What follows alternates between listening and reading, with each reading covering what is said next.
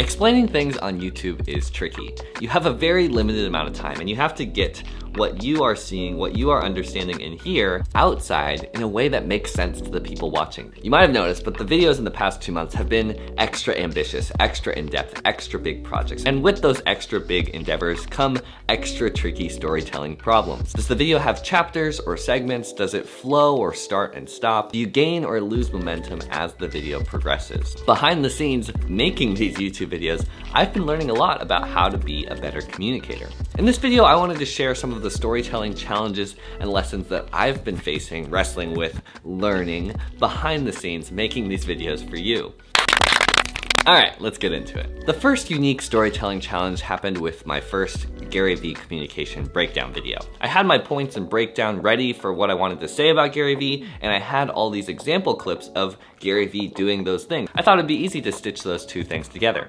But when I pieced together my commentary and then the sample clips slowed the videos down a lot. If I were giving a PowerPoint presentation about the same thing, it would be fine if I clicked a couple slides, talked a little bit, and then showed a 50-second example clip, and then talked a couple slides more, and then showed another 50-second example clip. That doesn't quite work in a YouTube video format though. A 50-second clip is too long. It slows down the momentum of your video. So I was torn. How can I have my commentary and back it up with examples without slowing down the flow of the video with all of these example clips? With that video, the solution ended up being to chop up my commentary and chop up the example clips into smaller pieces so that they could intersperse a little bit more and the video could flow and have nice pacing.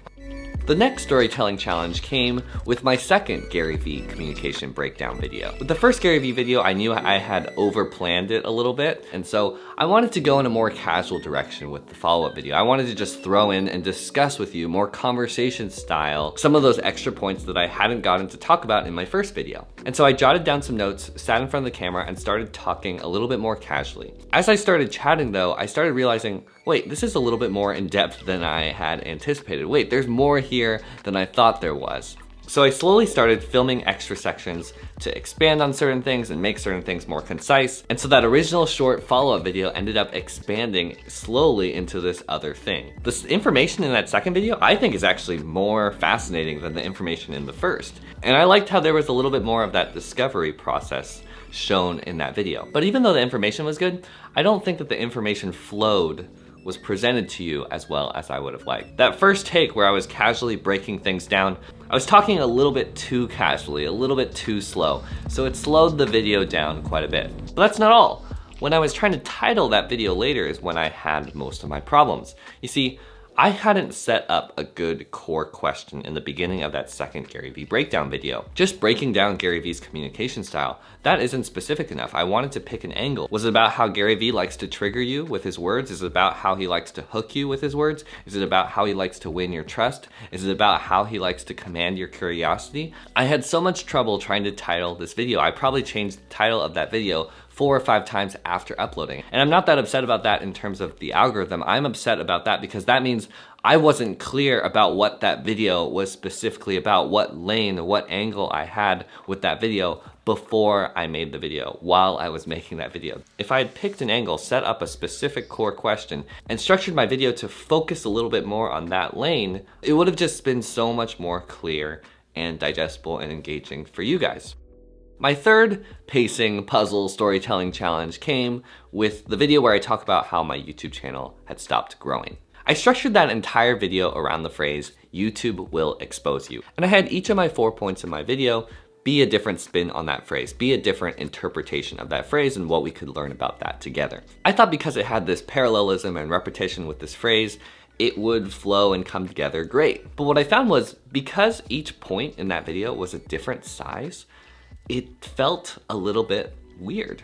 You see, there were 4 sections, but each of them were different sizes and they didn't build together very well. The first point was medium sized, the second point was medium sized, the third point was tiny, and then the fourth point was so big, it was bigger than points 1, 2, and 3 combined. It's hard to explain why that matters, but when you watch it, you noticed breaks in the video. The pacing was a little bit off. My solution with this one was a little bit weird. What ended up happening was I removed the distinction, the boundary a little bit between points 2 and 3 so that they almost blended together as one medium-sized point. And by doing that, what ended up happening was instead of it being medium-sized point number 1, medium-sized point number 2, tiny point number 3, gigantic point number 4, it ended up being medium-sized point number 1, medium-sized point number 2/3, and then the second half of the video. Making that small change made the video flow a lot better, made it feel a lot less choppy. My next storytelling challenge came with the rethinking how to stand out as a small YouTuber video, the one where I'm popping out of the thumbnail. This video, I was a little stuck because I had too many points I wanted to explore and break down in the video. I had like 16 or so points and I didn't want it to drag. I didn't want it to be point 1, point 2, point 3, all the way to 16. I felt like that would be repetitive. And I didn't want to break up the video into a series, into 4 different pieces of content. I wanted it to stand together as a lecture, as a class, as maybe a speech that I would give at a conference someday. So how could I include all of these points without it getting boring, without it dragging on, without it getting repetitive? After 2 hours of being stumped on this, what ended up being the perfect solution was to create clear and interesting subcategories, subgroups, with each of these 16 or so points. It was way easier to digest when instead of saying point 1, point 2, point 3, point 4 about expertise, instead saying, hey, expertise is really intimidating. Let's think instead about access,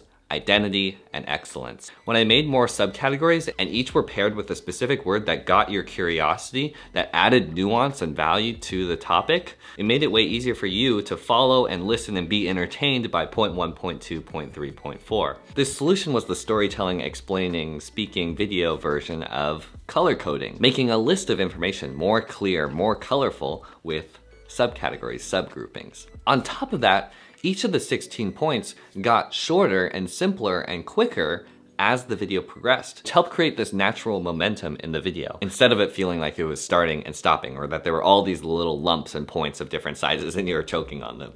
The final storytelling puzzle came with my how long does it take Matt D'Avella to get to the point video. I knew with that video I wanted to include you guys with the discovery process. I didn't want to just be telling you tips. I wanted you to see how the pieces were coming together so that we could all have that discovery feeling together. But I didn't want to have to take you down every little twist and turn, roundabout, dead end rabbit hole that I had in my real discovery process planning that video. So what I ended up doing was creating my own little framework, using a piece of paper to guide you along my discovery process by listing things out, covering different sides of the paper, flipping different sides over. By guiding you guys through the framework on the piece of paper, I was able to create that discovery, curiosity feeling, even though it wasn't my first time figuring these things out, real discovery process on camera. Making these explaining videos where I have to break things down gives me a whole other appreciation for teachers. It's crazy to me how much the communication matters and how much extra time, extra effort, extra creativity is needed to make things make sense to the person listening. I know we don't all make the same type of content or even watch YouTube videos in the same way, but I hope by pulling back the curtain and sharing some of the storytelling puzzles and challenges that I'm struggling with, working through, learning from behind the scenes, that you could be inspired to be more creative, more intentional with your storytelling, no matter what your experience level is. The best teachers, the best storytellers, the best communicators are the ones who keep practicing, who keep learning, who keep challenging themselves so that they can impact and reach and help more people. Thank you guys so much for watching. I'm having a blast making these YouTube videos. You are the change maker of your own life. Let's think more deeply. I'll see you guys in the next one. Hit that like button, subscribe if you haven't already. See you guys soon. Peace. Bye.